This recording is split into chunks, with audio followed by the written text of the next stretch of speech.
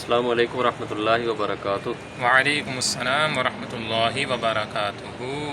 کیسے ندیم میں خیریت سے ہیں؟ الحمدللہ رب العالمین علی کل حال۔ آپ ٹھیک ہیں؟ خیر سے؟ الحمدللہ علی کل حال، میں بھی خیریت سے ہوں۔ اچھا ندیم بھائی، ایک سوال تھا، اکثر عوام کے ذہن میں بھی شاید آتا ہو اور اس طرح ایک سوال بنتا بھی ہے کہ جیسے ہم ظہر سے جو پہلے کی سنتیں ہیں اگر ہم نہیں پڑھ سکے ہیں پہلے اور جماعت میں ڈائریکٹ آ کر شریک ہو جاتے ہیں، تو اب اگر بعد میں پڑھیں تو اس کا کیا مناسب ٹائم ہے، کس وقت پڑھیں؟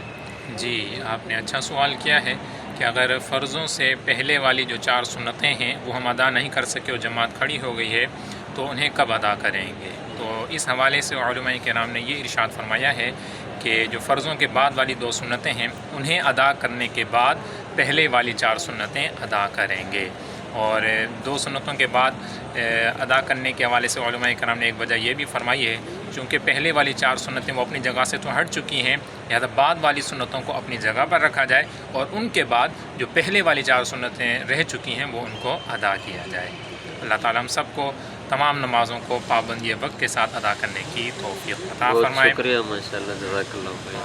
السلام علیکم ورحمۃ اللہ وبرکاتہ۔ وعلیکم السلام ورحمۃ اللہ وبرکاتہ۔